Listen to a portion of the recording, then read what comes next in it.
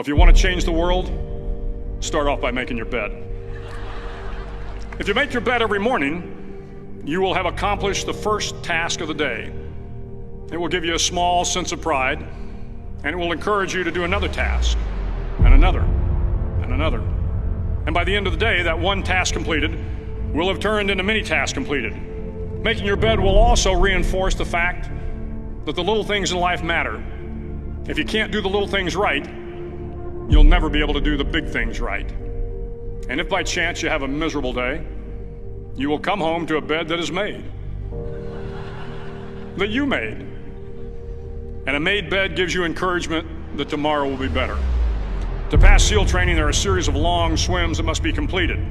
One is the night swim. Before the swim, the instructors joyfully brief the students on all the species of sharks that inhabit the waters off San Clemente.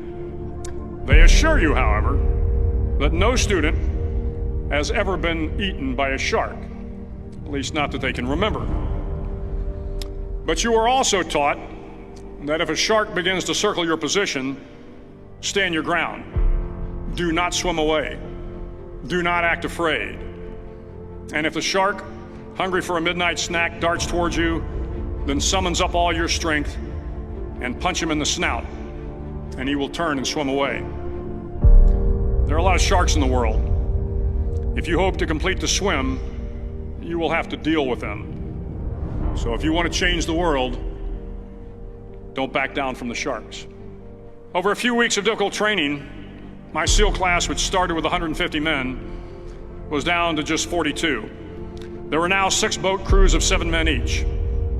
I was in the boat with the tall guys, but the best boat crew we had was made up of the little guys, the Munchkin crew, we called them. No one was over 5'5". The Munchkin boat crew had 1 American Indian, 1 African American, 1 Polish American, 1 Greek American, 1 Italian American, and 2 tough kids from the Midwest.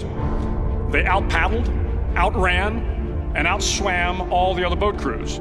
The big men in the other boat crews would always make good-natured fun of the tiny little flippers the Munchkins put on their tiny little feet prior to every swim. But somehow these little guys from every corner of the nation and the world always had the last laugh, swimming faster than everyone and reaching the shore long before the rest of us. SEAL training was a great equalizer. Nothing mattered but your will to succeed, not your color, not your ethnic background, not your education, not your social status. If you want to change the world, measure a person by the size of their heart, not by the size of their flippers. The 9th week of training is referred to as Hell Week. It is 6 days of no sleep, constant physical and mental harassment, and 1 special day at the Mud Flats. The Mud Flats are an area between San Diego and Tijuana where the water runs off and creates the Tijuana Sloughs, a swampy patch of terrain where the mud will engulf you. It is on Wednesday of Hell Week that you paddle down to the Mud Flats and spend the next 15 hours trying to survive the freezing cold, the howling wind, and the incessant pressure to quit from the instructors. As the sun began to set that Wednesday evening, my training class, having committed some egregious infraction of the rules, was ordered into the mud. The mud consumed each man till there was nothing visible but our heads.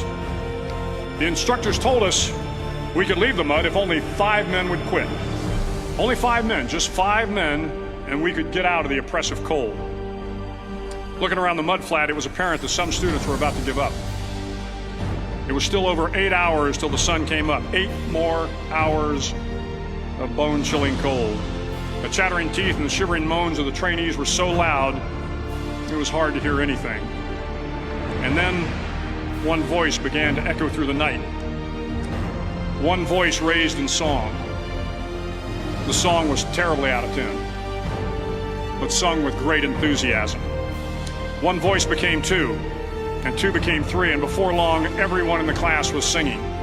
The instructors threatened us with more time in the mud if we kept up the singing, but the singing persisted, and somehow the mud seemed a little warmer, and the wind a little tamer, and the dawn not so far away. If I have learned anything in my time traveling the world, it is the power of hope, the power of one person, a Washington, a Lincoln, King, Mandela, and even a young girl from Pakistan, Malala. One person can change the world by giving people hope. So if you want to change the world, start each day with a task completed. Find someone to help you through life. Respect everyone. Know that life is not fair and that you will fail often. But if you take some risks, step up when the times are the toughest, face down the bullies, lift up the downtrodden, and never ever give up. If you do these things, the next generation and the generations that follow will live in a world far better than the one we have today. And what started here will indeed have changed the world for the better.